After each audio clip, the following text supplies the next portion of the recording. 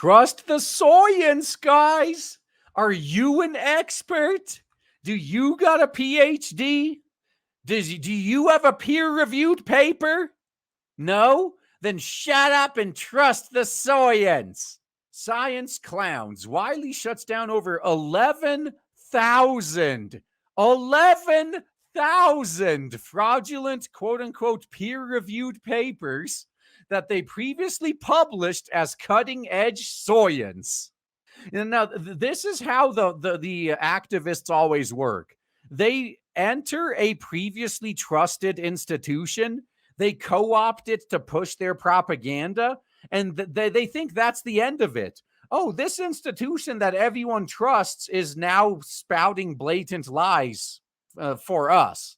People are totally just going to keep believing those lies because it comes from a trusted source, right? No, that doesn't happen. All that happens is they destroy the trust that this institution used to have.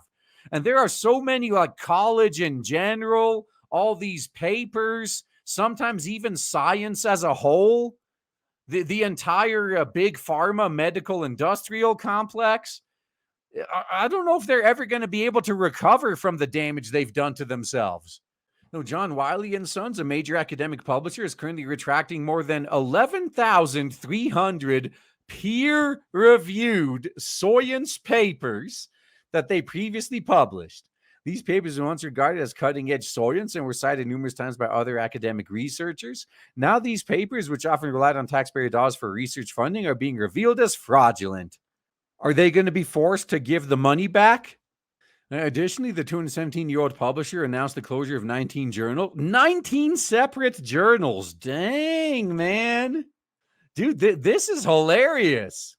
19 separate journals now.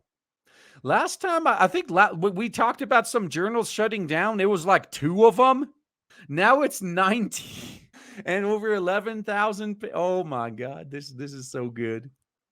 Due to large-scale fraud, the fake papers often contain nonsensical phrases generated by AI to avoid plagiarism detection. Examples included breast cancer, referred to as bosom peril, and fluid dynamics, written as gooey stream. In one paper, artificial intelligence was called counterfeit consciousness. And let's not forget the time that those guys published a portion of Mein Kampf as a feminist science piece. These systemic issues of fraud have significantly damaged the legitimacy of scientific research and damaged the integrity of science journals. The academic publishing industry, valued at nearly $30 billion, faces a credibility crisis. That's what happens when you let activists take over. You let them use and abuse your trust to push their propaganda. Now you have no trust. Congratulations. Scientists are cutting corners by using AI in a fraudulent manner. No shock there. Scientists worldwide face immense pressure to publish, as their careers are often defined by the prestige of their peer-reviewed publications. Now, this is true. Publish or die. Researchers are clamoring for funds and cutting corners using irrelevant references and generative AI. For example, a scientific paper is supposed to include citations that acknowledge the original research that informed the current paper. However, some papers feature a list of irrelevant references that make the paper look legitimate. In many cases, researchers rely on AI to generate these citation references, but many of these references either don't exist or don't apply to the paper at hand.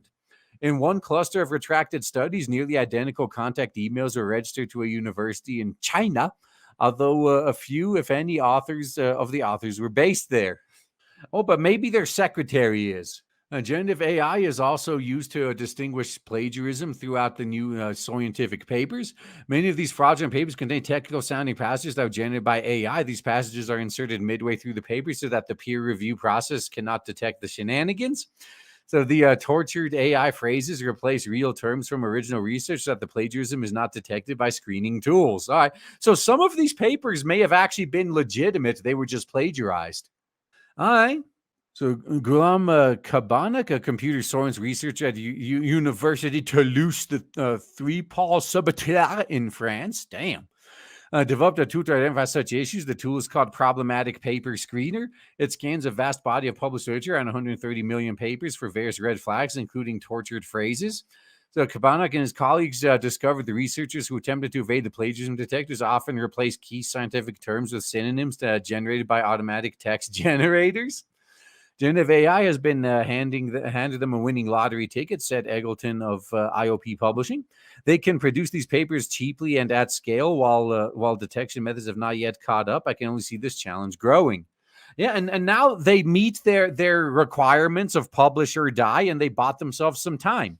Even though if they're discovered to be doing this and they get outed, I don't think they're ever going to have credibility again.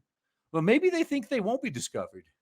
Approximately 1% of all published science papers are generated by computers, and another 49% are generated by biological NPCs. Now, in fact, a researcher at the University College London recently found that approximately 1% of all scientific papers published last year, some 60,000, were written by a computer. In some sectors, this equates to 1 in 5 papers written by a computer. And I bet they're actually more coherent and better than some of the ones written by people. For example, a recent paper published in Surfaces and Interfaces in the journal Elsevier contained the line, certainly here is a possible introduction of your topic. Oh, man. Like they literally just copy and pasted it and just left the AI chat in there. The researchers are using AI chatbots and LLMs without even looking at what's being transcribed for publication. A quick edit would find this phrase is written by a computer. Yeah, we know. Researchers, peer reviewers, and publishers are missing basic misnomers generated by AI. So what else about these research papers either fabricated, plagiarized, or made up by a computer? I think those who peer reviewed this shit should be getting called out. So like literally the first line says, certainly this is a possible introduction for your topic. And that didn't trigger any of your red flags? You did not catch on? No, scientific integrity consultant Elizabeth Bick said LLMs are designed to generate text, but they are incapable of producing factually accurate ideas. That sounds like most people I know.